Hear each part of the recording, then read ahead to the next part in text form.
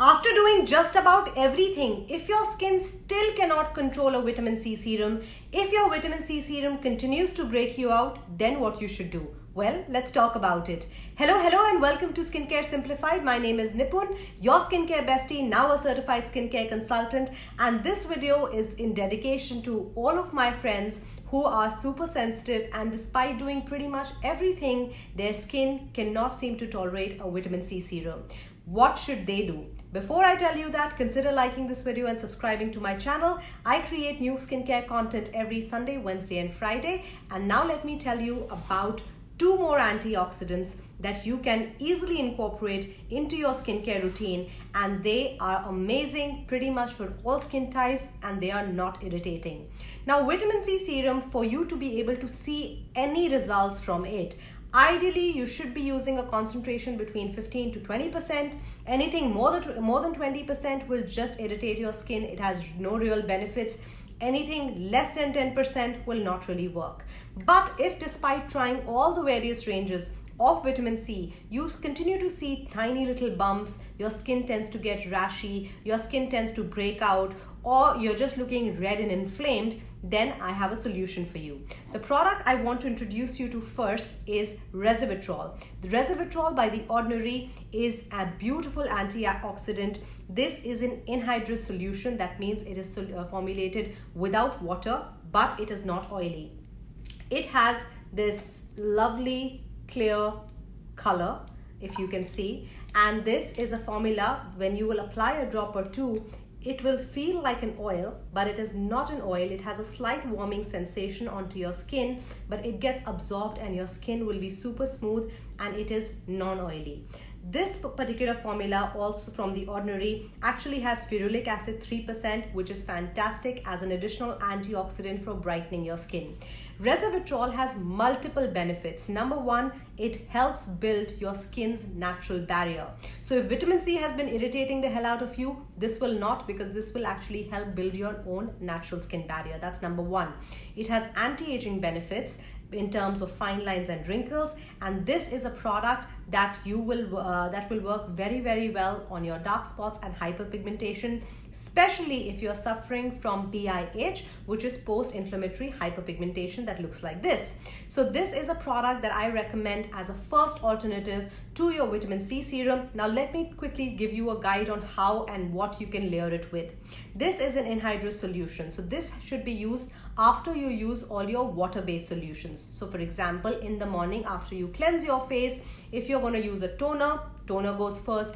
If you're using an essence like the snail mucin essence, you will use the snail mucin essence. If you're using hyaluronic acid serum, which is clearly water-based, you will use your hyaluronic acid serum.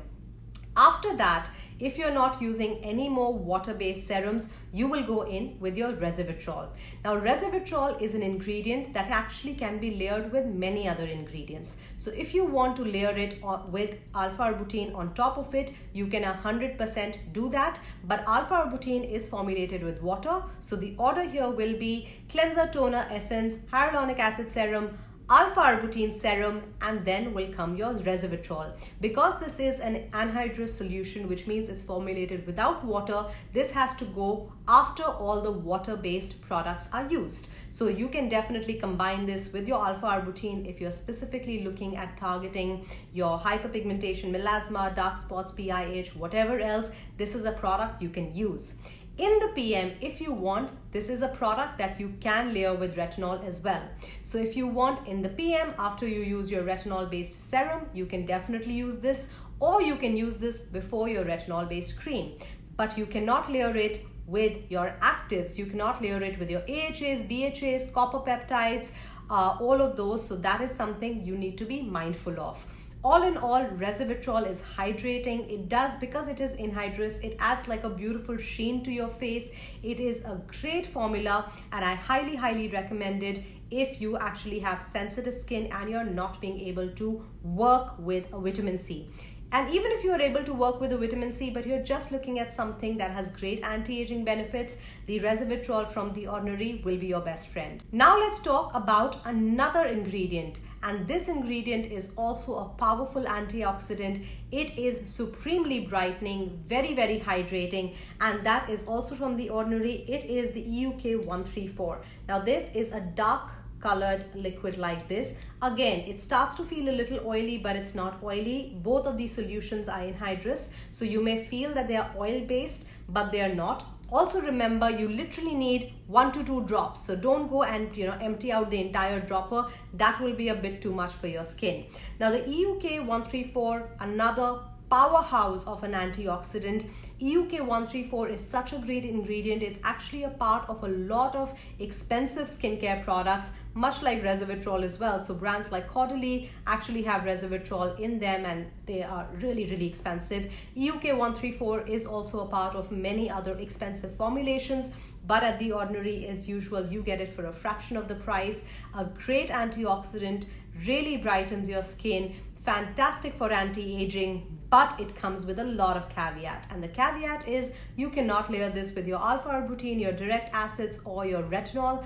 This baby needs to be used all alone. So if you're a person who wants a really simple skincare routine, you don't want to layer out 3 products in the morning, 5 products at night. You want to keep it simple, cleanser, toner, or nothing. Cleanse, EUK 134, sunscreen, and you're out of the door, and that's how simple it will be for you. This is also great for those who have sensitive skin, not only because this is a non-irritating formula, but this is a formula that will actually also help build your natural skin barrier.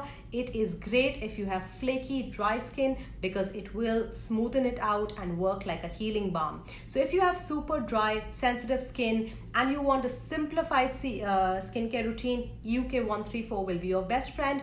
And if you are okay to layering other products, if you are struggling with hyperpigmentation, melasma, and you definitely need to use an alpha-arbutin and you want to use all of the other skincare products, then resveratrol is going to be your best friend. So these are the 2 products that you should be using, EUK 134 or the resveratrol. They are fantastic antioxidants and they are great alternatives to a vitamin C serum. Now, I know I have people watching me from all over the world, and in case you're not able to get the resveratrol or the EUK 134, another product that you can use to replace your vitamin C, which will still brighten your skin, which will still work as a powerful antioxidant, and is available in literally every brand everywhere in the world, it is the good old niacinamide serum.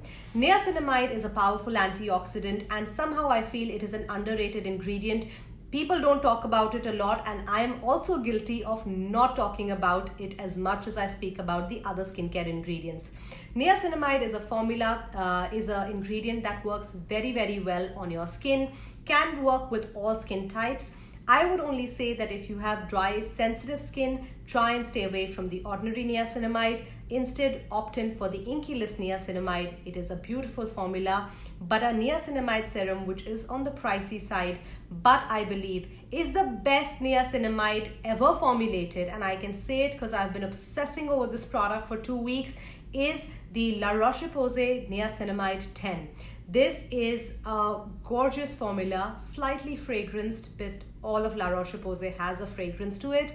Slightly fragranced, but it is hydrating, and on my skin, which is good, I could still see an impact the very next day when I woke up. I like to obviously layer my niacinamide along with my retinol or my tretinoin on my retinol nights, but you can obviously use it in the morning and follow it up with your sunscreen. So if you are not finding the Ordinary or the resveratrol, your morning skincare routine will be as follows. It'll be cleanser, toner, essence, optional, niacinamide, then you can use your alpha-arbutin and your sunscreen. If you're not struggling with hyperpigmentation or melasma, you can definitely leave out the alpha-arbutin and just go in with your niacinamide. And here are my niacinamide recommendations. Like I said, La Roche-Posay is pricey, but I feel it's worth every single drop. It's a beautiful product.